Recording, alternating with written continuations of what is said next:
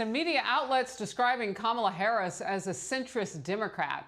Here, in fact, ABC's George Stephanopoulos. Kamala Harris comes from the middle-of-the-road moderate wing of the Democratic Party, not the first choice of progressives, but Joe Biden banking that this historic move as the first woman of color on a national ticket will overcome that. The New York Times also getting some blowback after calling Harris a pragmatic moderate, and a Washington Post op-ed even called her a small C conservative pick. However, according to a GovTrack analysis, Kamala Harris was rated the most liberal U.S. senator last year, outranking Bernie Sanders and Elizabeth Warren. Meanwhile, President Trump tweeted this: the fake news media giving Harris a free pass despite her radical left failures and very poor run in the Democratic primary.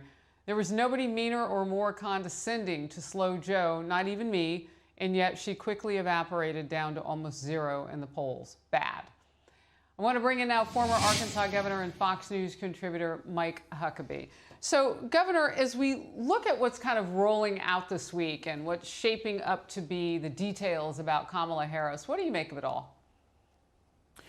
Well, honestly, Harris, if Kamala Harris is somewhat a moderate or even a conservative, when she's more liberal than Bernie Sanders or Elizabeth Warren, that would make me a unicorn, by example. I mean, that's ridiculous. And it's interesting, the progressives don't think she's progressive enough, but she's the most progressive liberal member in the entire U.S. Senate. So it makes you wonder, what do the real leaders and the folks calling the shots of the Democratic Party, what is it that they want?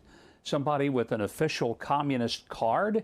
I'm being half facetious, but you can't get more liberal than Kamala Harris. But you got to remember that she's become that, because at one time when she was the prosecutor, she wasn't quite so liberal. So I think what we have in her is a person who will do whatever she needs to do, say whatever she needs to say in order to get the levers of power. That's dangerous for the country. Can I ask you about a little bit of strategic risk, if there is any, to Republicans trying to paint her too far left, for part of the reason that you just mentioned, but also, you know, Biden and Harris are going to have a problem scooping up the far left of their own party. We've already seen that, right? And so does it give her more street cred with those more progressives? If you label her that way, you might drive some of that base to say, oh, well, maybe we should. If they don't like her, maybe they're right. Maybe she's more left like they are.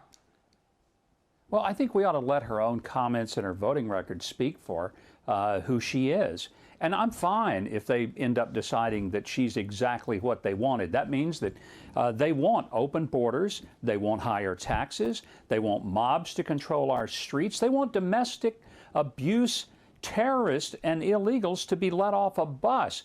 I mean, they're taking the sides of domestic abuse over law enforcement. How much nuttier can you get?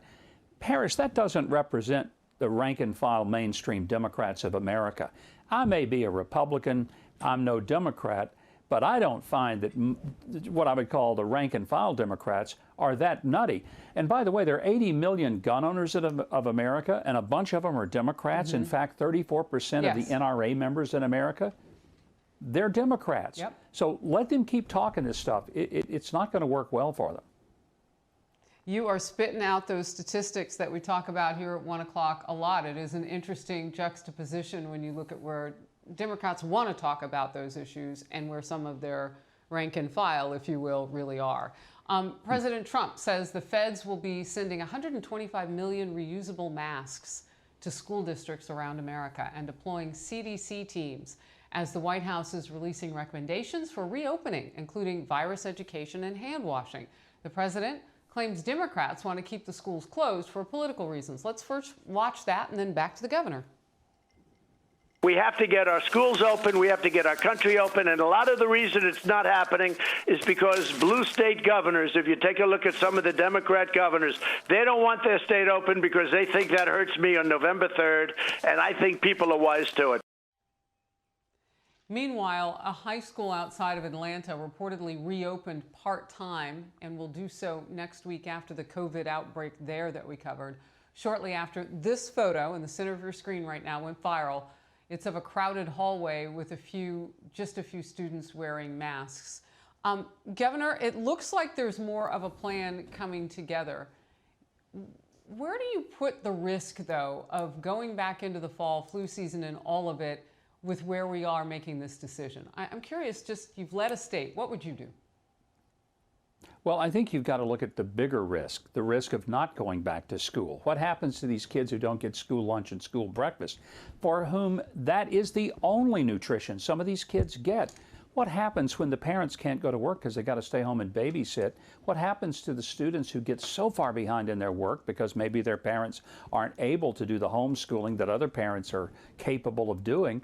You start adding up to a lot of problems that are really, really huge and have lasting consequences. Yes, there are some risk of the COVID virus, but there are risk of getting on a school bus. There are risk of standing at the corner waiting on the school bus. There are a lot of risk involved regardless of what we do, and we have to calculate them. I do think, Harris, one thing we have to do, listen to what Joe Biden says. He says he wants to keep Fauci. And, you know, Fauci has become the new Simon Says. If Fauci says it, that makes it the gospel. Well, Fauci says we ought to go to school and kids ought to be back. So I guess we're going to do what Fauci says, and Joe Biden is in agreement with what the president is saying. All right, I want to get this in here because Penn State wants to leave it up to the students. They want them to sign a waiver acknowledging the risk of returning to campus, effectively absolving the school of responsibility of potential injury, illness, permanent disability, or death resulting from infection. What do you think? That may be a little extreme. I mean, if the school's going to absolve themselves, then what they may be saying is we don't want to take the necessary steps. I think the schools have a really an obligation. Take the steps, do everything you can to protect the kids, but recognize there are no guarantees for anything, including getting out of bed and getting in the shower in the morning. You could slip on the soap and fall and get hurt.